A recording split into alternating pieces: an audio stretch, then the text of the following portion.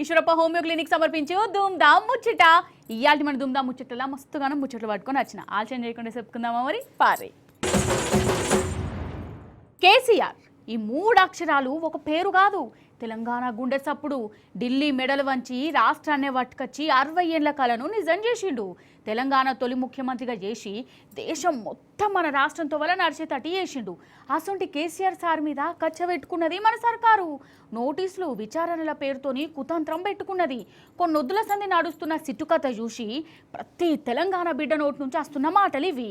అసలు కేసీఆర్ సార్కు నోటీసులు ఇవ్వాలంటే ఇంటికి పోయి ఇయ్యాలి, కానీ గోడ కతకబెట్టుడైంది. అసలు గిట్లనే గరమైతురు జనాలు. పారి ముచ్చట పురా గరుచుకుందాం గాని కాదు.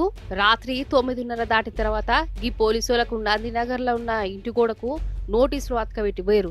గిట్ల సంగతి విచారణకు రావాలి అని. కాదు, గోడలకు నోటీసులు అతకబెట్టి పోడేందోలా. అందున కేసీఆర్ సారు తెలంగాణ రాష్ట్రం తెచ్చి తెలంగాణకు 9.5 ఏళ్ళు ముఖ్యమంత్రిగా చేసిండు. విచారణకు రావాలి అని పోలీసులు చేసింది ఏమన్నా తరికనేనా?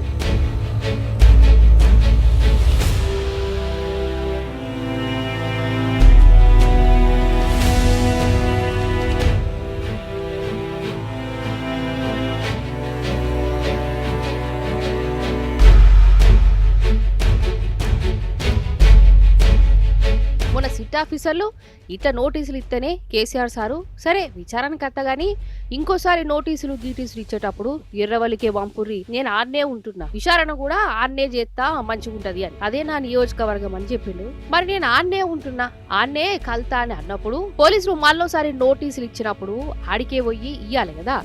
లేదు ఎర్రవల్లికి కాదు అనుకుంటా నందినగర్లో ఉన్న ఇంటి గోడకు అతకబెట్టి ఊడింది.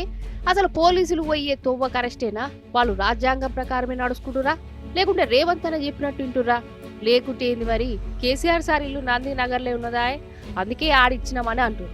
అరే ఇదే ముచ్చట అసలు. అంతెందుకోలా తెలంగాణ తల్లి విగ్రహం ఓపెనింగ్ అనుకుంటా ప్రభుత్వం తరపున మంత్రి పొన్నం ప్రభాకర్ సారు ఎర్రవెల్లికే పోయి కేసీఆర్ సార్కు కారెట్ ఇయ్యాలి కదా. మొన్నటికి మొన్న మేడారం జాతరకు ప్రభుత్వం తరపున పిలిచేతందుకు సీతక్కను కొండా సురేఖక్క ఎర్రవల్లికి పోయి కేసీఆర్ సార్ను కలవలేదా? మరి సిట్లోలకు ఏమైంది? వాళ్ళెందుకు గోడ మీద అతకబెట్టాలి? సార్ ఇప్పటికే చెప్పిడు, నేను ఎర్రవల్లినే ఉన్నా, ఎవనుంటే మరీ చెప్పినాక కూడా ఎడ్డమంటే తెడ్డమని అడుగు చేసుడింది. అంటే కేసీఆర్ సార్ను అవమానం చేయాలన్న కుట్రేషన్ కాకుంటే ఇంకేంటిది? గిటనే గరబైతురు. వారి నందినగర్లో వారి నివాసానికి పోయి గోడ మీద notice 160 CrPC notice Revanth Reddy paste చేయిస్తున్నారు పోలీసు వాళ్ళతోనంటేనే దీంట్లో ఎంత కక్ష ఉన్నదో రేవంత్ రెడ్డికి క్లియర్గా అర్థమవుతున్నది. కేసీఆర్ గారు మర్కుక్ మండలం ఎర్రవెల్లిలో నివాసం ఉంటున్నారు. మంత్రులకేమో కేసీఆర్ గారు ఎక్కడ ఉంటున్నారో తెలుసు, వారు ఏ గృహంలో ఉంటున్నారో తెలుసు, ఏ మండలం ఉంటున్నారో తెలుసు. పండగలకు కార్యక్రమాలకు ఇన్వైట్ చేయడం వచ్చు, ఫోటోలు దిగడం వచ్చు, సోషల్ మీడియాలో పెట్టడం వచ్చు, అధికారికంగా ఇన్విటేషన్ ఇవ్వడం వచ్చు. కానీ రేవంత్ రెడ్డి గారి కింద పనిచేస్తున్న పోలీసులకు మాత్రం కేసీఆర్ గారు నివాసం ఉంటున్న బంజారా హిల్సే కనిపిస్తూ ఉన్నది, నందినగరే కనిపిస్తూ ఉన్నది. అక్కడ గోడకు అంటించి వచ్చిండ్రు. ఇంతకన్నా దుర్మార్గమైన కక్షపూరిత రాజకీయం ఏమన్నా ఉంటుందా? ఒకసారి తెలంగాణ ప్రజలు ఆలోచించాలి. మరి హైదరాబాద్ నగర పోలీసులు కేసీఆర్ గారు ఆ నోటీస్ తీసుకొని వారు వెంటనే వారికి సమాచారం అందిన వెంటనే వారు వెంటనే ఏం చెప్పిండ్రు? అయ్యా, నేను మర్కుక్ మండలం ఎర్రవల్లి గ్రామంలో ఉంటున్నాను, నా వయసు 65 సంవత్సరాలకు పైబడ్డది, చట్ట ప్రకారం 65 సంవత్సరాల పైబడ్డ వ్యక్తులను మీరు వాళ్ళు ఎక్కడుంటే అక్కడనే వాళ్ళతో మాట్లాడాలి, వాళ్ళని విచారించాలి, అంతే తప్ప మరి నేను అక్కడికి వచ్చే పరిస్థితి లేదని చెప్పిన తర్వాత కూడా మళ్ళీ కక్షతో మళ్ళీ నందినగర్కి పోయి మళ్ళీ ఫేస్ చేసాం. అంటే ఎంత కక్ష రేవంత్ రెడ్డి మనసులో ఉన్నదో, ఇలా ఎంత కక్ష, ఎంత వివక్ష, ఎంత ప్రతీకార వాంఛతో రేవంత్ రెడ్డి గారు రగులుతా ఉన్నారో మీరు చూడండి. అన్నటి నోటీసులు విచారణ మీద కేసీఆర్ సారు పోలీసులకు లెటర్ రాసిండులా. ఆదివారం 3కి విచారణకు నేను రెడీ అని చెప్పిండు. నందినగర్లోనే విచారించుకోవచ్చు అని అన్నాడు. కానీ పోలీసులు గోడకు నోటీసులు అతకబెట్టుడు మాత్రం అక్రమం. పోలీసులు తీరు కరెక్ట్ కాదు, వాళ్ళు రూల్ ప్రకారం పోతలేరు, సుప్రీంకోర్టు తీర్పుల మీదనే మరలబడ్డ చేసిరు. అయినా గారి జిమ్మదారి గల పౌరునిగా నేను విచారణకు అత్తా అని మాటిచ్చిండు. ఇప్పుడు నేను ఉండేది ఎర్రవల్లియే కాబట్టి ఇప్పటి ఏదున్నా ఎర్రవల్లికే పంపాలి, చెప్పేదేమన్నా ఉంటే ఆడికే వచ్చి చెప్పాలి అని లెటర్లో రాసి. ఇగో ఇదే కేసీఆర్ సార్ అంటే. ఎదుటోళ్ళు తప్పుడు పోయినా వాళ్ళు పోతురు కదా, నేను కూడా గట్టిని చేస్తా, అప్పుడు మంచిగా బుద్ధి వస్తుందని అనుకునే బాపతి కాదు. ఏదున్నా కానూన్ ప్రకారం నడుచుకుంటాడు. ఇది మళ్ళోసారి రుజువైంది. ఈ లెటర్తోని కొందరికి చెంప మీద పెళ్ళ కొట్టినట్టు కూడా అయింది. గిటనే అంటున్నారు పబ్లిక్. సిట్ వైఖరి, ఇది సిట్ వైఖరి కాదు, ప్రభుత్వ దుర్మార్గానికి నిదర్శనం. వీళ్ళు అధికారుల లేకుంటే ప్రైవేట్ సైన్యం అనేటువంటి అనుమానం వస్తూ ఉన్నది. దీని వెనుక ఆంతర్యం ఏంటి? ఎట్టి పరిస్థితులలో కేసీఆర్ కానీ బీఆర్ఎస్ శ్రేణులు కానీ మున్సిపల్ ఎన్నికల 3 నుంచి వాళ్ళను మానసికంగా కాస్త చెదరగొట్టాలి అనేటువంటి దుర్మార్గం. మున్సిపల్ ఎన్నికలలో ఓటమి తప్పదు అనేటువంటి భయంతో చేస్తున్నటువంటి ఓ చిల్లర మల్లర వ్యవహారం లాగా వ్యవహరిస్తున్నటువంటి తీరును మేము ఆక్షేపిస్తా ఉన్నాం. ఇప్పుడు మనం మ్యాడారం సమ్మక్క సారక్క జాతరకు పోదాం. శనివారం నాడే లాస్ట్ రోజు కదా, కానీ ఏమన్న జనాల 2 ఏళ్ల కోపారి జరిగే ఈ జాతర కోసం అడవి బిడ్డలే కాదు లక్షల మంది వచ్చి వనదేవతలను మనస్ఫూర్తిగా మొక్కుకుందాం అనుకుంటారు. కానీ ఈ తాప మాత్రం మ్యాడారం జాతరల భక్తులకు అరిగోసంటే అరిగోసనే అయిందోళ్ళ. సౌలతులు చక్కగా లేక, బందోబస్తు బరాబర్ పెట్టక, ట్రాఫిక్లు కంట్రోల్ చేయలేక సర్కారు చేతులు అవట్టింది. ఇక జనాలకు బాగా తిప్పలైంది. ఆగో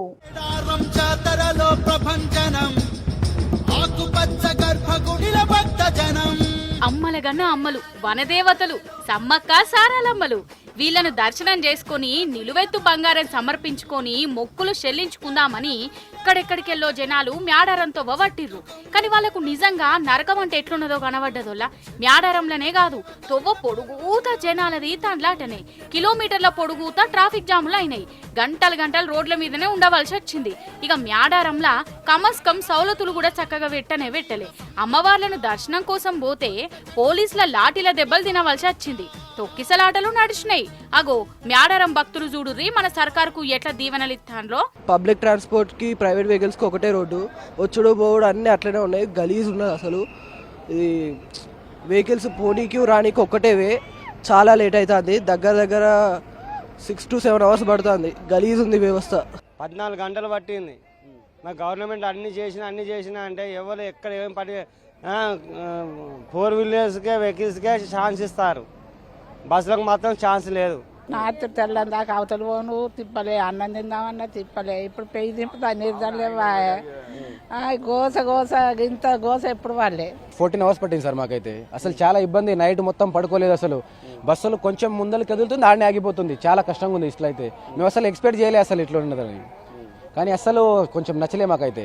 ఇక బస్సులు అయితే ఘోరం అంటే ఘోరములా. మ్యాడారం పోయేటందుకు బస్సులు చక్కగేయలే. జాతర నుంచి వాపస్ వచ్చేటందుకు కూడా బస్సులు లేవు. గంటలు తిండి తిప్పలు మానేసి ఇగో గిట్లా పిల్లా జల్లలతోని బస్టాండ్ల కానే ఉండవలసి వచ్చింది.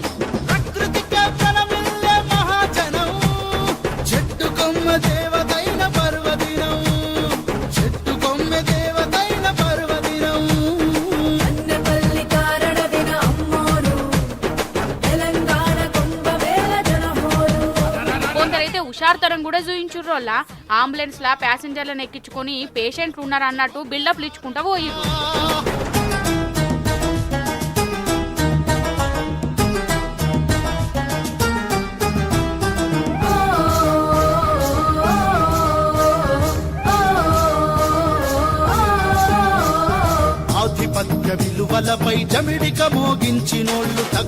ఇది చాలదని ప్రైవేట్ కార్లు వ్యాన్లోది నిలువు దోపిడంటే నిలువు దోపిడే.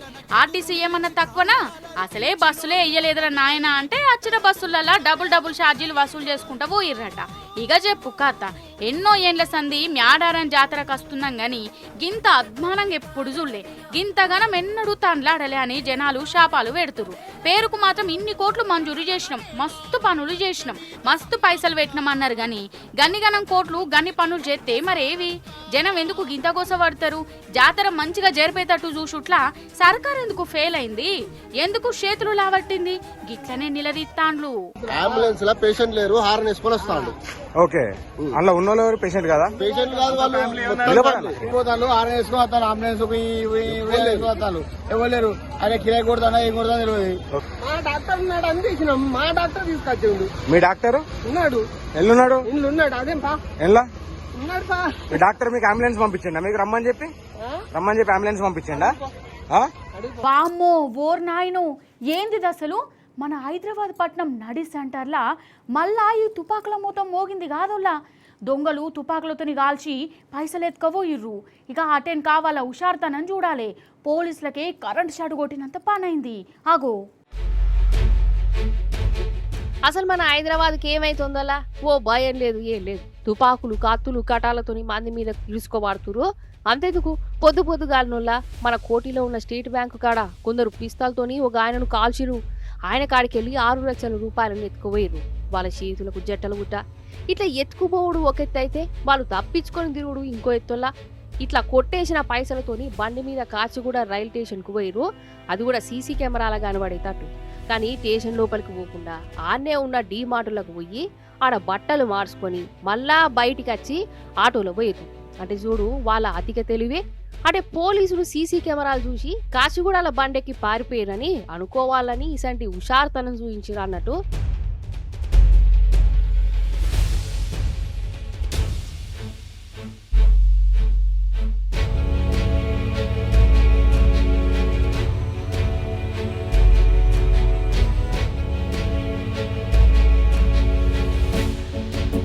ఆగో డ్రైవర్ను దొరకబట్టి ఎంక్వైరీ చేస్తే సికింద్రాబాద్ దిక్కుపోయిరని చెప్పిందట. కాదుల్లా 6 లక్షల కోసం మనిషి పాలన తీసుడేంది?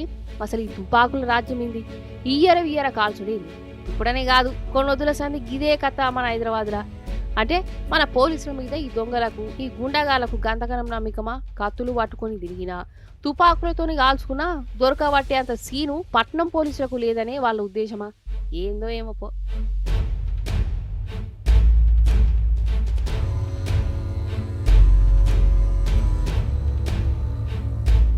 చెట్లను పెంచుర్రి, మొక్కలను నాటుర్రి, వాతావరణాన్ని కాపాడుర్రి అని అంటాం కదా. అయితే సంగారెడ్డి జిల్లాలోనొల్ల ఈ కాన్సెప్ట్ను కొందరు ఇంకో తీర్లు అర్థం చేసుకున్నారు. మొలకలైతే నాటిరు కానీ గంజాయి మొలకలు సాగు చేసిర్రు. గిట్లా కాదు కానీ ఆ గంజాయి చేను కాడికే పోదాం మనం. యోగిదేనోలా చేను బంతిపూల చేను చామంతి పూల చేను. అయ్యో మరి పోలీసులు ఎందుకు తుక్కు చేసిరు అంటారా? ఈ బంతి పూలు చామంతి పూలు సంపంగి పూల నడుమ గంజాయి మొలకలు పెంచుతురు మహానుభావులు.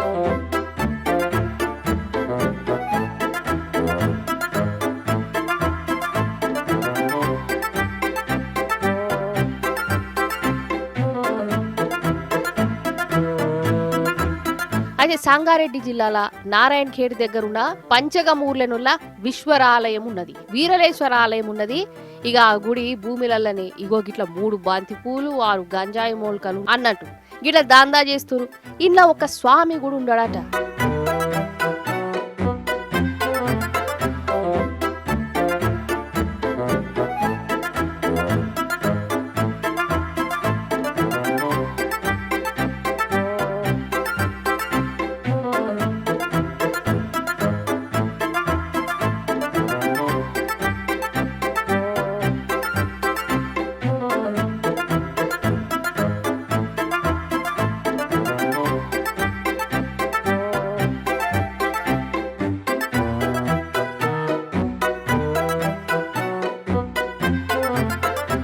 ఇక అక్బరోలకు ఎట్లనో ఎరికైంది గంజాయి ముచ్చట. చేను కాడికి పోతే గంజాయి తోటనే కనబడ్డది. దగ్గర 600 గంజాయి మొలకలట. మరి వీటిని సాగు చేసి ఎక్కడెక్కడికి సప్లై చేస్తారో కాదు, ఆఖరికి దేవుడి గుడిని కూడా ఇడిచిపెట్టరేందోలా. గుడి కాడ కూడా గంజాయి చెట్లు పెంచి మరి ఇట్లా దందాలు చేస్తానులంటే వీళ్ళను ఏం చేయాలి? దేవుడా నువ్వే చూసుకో దేవుడా వీళ్ళని అని అంటున్నారు ఇక్కడ పబ్లిక్.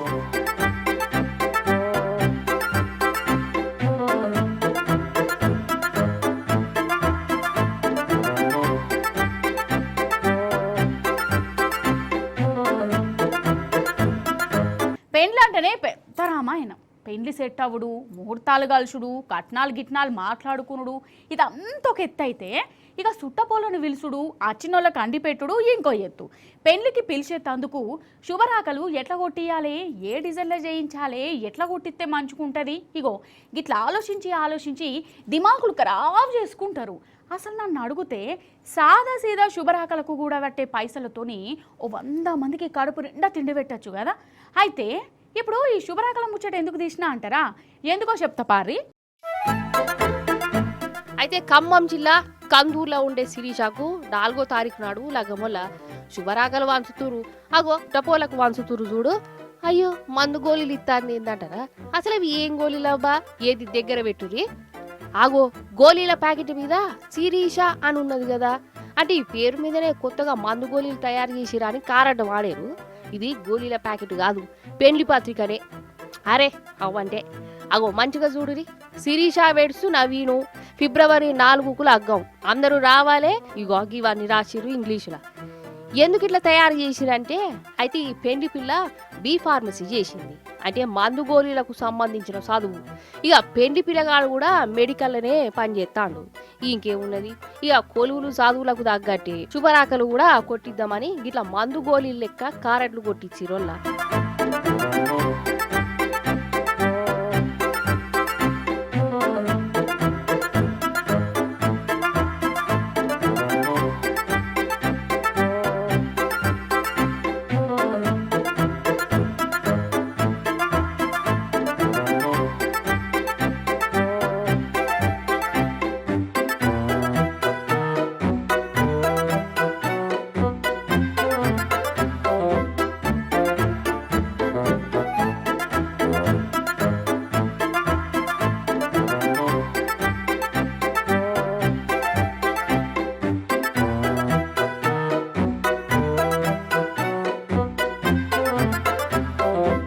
ఇక ఈ గోళీలు కారెట్లు చూసి చుట్టపోళ్ళు ఒక పరేషాన్ అవుడు కాదు అసలు. అటంకి ఇది పెండ్లి కారెట్ అని ఎరికైనాక నవ్వుకున్నారట, కానీ ఏమన్నా ఉపాయం చేసిరా అసలు?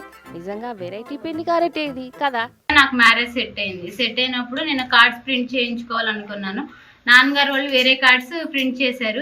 నేను ఫార్మసీ కాబట్టి ఫార్మసీ థీమ్ లో కార్డ్ చేయించుకోవాలనే ఆలోచనతో ఇలా కార్డు ప్రింట్ చేయించుకున్నాను. సేమ్ ఇంకా ఫార్మసీ థీమ్ లో చేయించుకున్నాను. చాలా మంది నన్ను అప్రిషియేట్ చేశారు.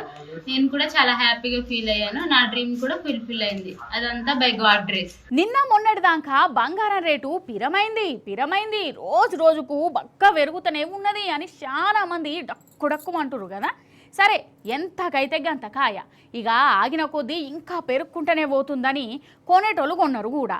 ఇగో గట్లా 2-3 రోజుల సంది బంగారం కొన్నోళ్ళు ఇప్పుడు నెత్తి పట్టుకొని మస్తు రంది పెట్టుకున్నారు. కొందరైతే అన్నం కూడా తింటలేరట బెంగటిల్లి.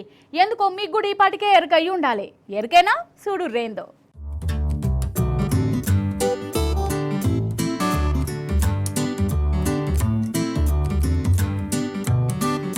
మొన్నటిదాకా దిగా అనుకుంటా కొండలెక్కుతున్న బంగారం వెండి రేట్లు ఇక 2 రోజుల సంది కిందికి దిగుతున్నాయోళ్ళ బంగారం రేట్లు తగ్గినాయి. వెండి రేట్ అయితే మస్తు పడిపోయింది.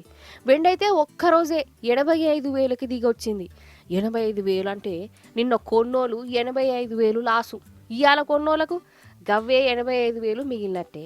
85,000 అంటే ఉత్తముచ్చట్నా మరి కదా. అసలైతే మొన్నటికి మొన్న 4 లక్షల రూపాయలు పగిలింది వెండి ధర. ఓసిని 5 లక్షలకు పోతుందా 6 లక్షలకు పోతుందా అని చాలా మంది అనుకున్నారు. కానీ ఇప్పుడు తగ్గుడుతోటే పానం నిమ్మలమైంది. అయినా దీన్ని తగ్గుతుందంటారా అనొల్ల. వారం రోజుల కిందటి ధరతోని పోల్చుకుంటా ఇంకా పెరిగే ఉన్నది అనుకోవాలి, గంతే కదా.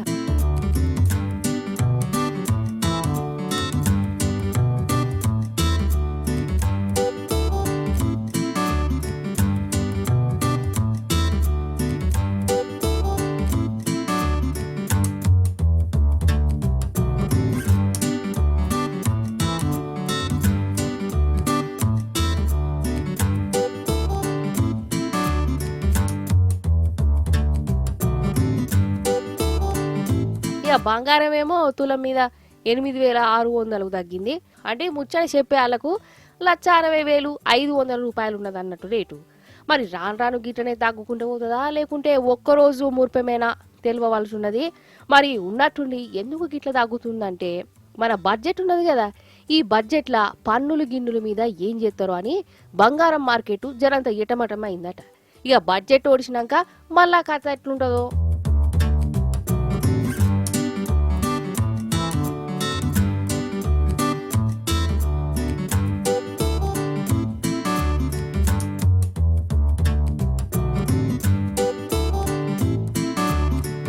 ఇక ఇంకో దిక్కు డాలర్ విలువ, ట్రంప్ సారు వారి దిక్మాల స్టేట్మెంట్లు, ఇంటర్నేషనల్ మార్కెట్ల కన్ఫ్యూజన్లు, బంగారం మీద జరం పెట్టుబడులు, ఇగో వీటి చేయబట్టి కూడా బంగారం రేట్లు పెరుగుడు తగ్గుడు ఉంటుంది.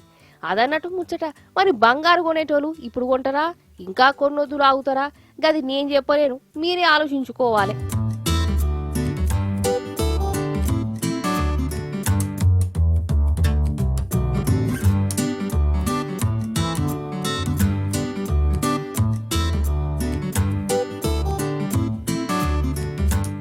ఇవి ఆల్టీ దుందాం ముచ్చట్లు. మళ్ళీ ఎపిసోడ్లో ఇంకెన్ని ముచ్చట్లు పట్టుకొని వస్తా. అప్పటిదాకా చూస్తూనే ఉండరు మన టీ న్యూస్.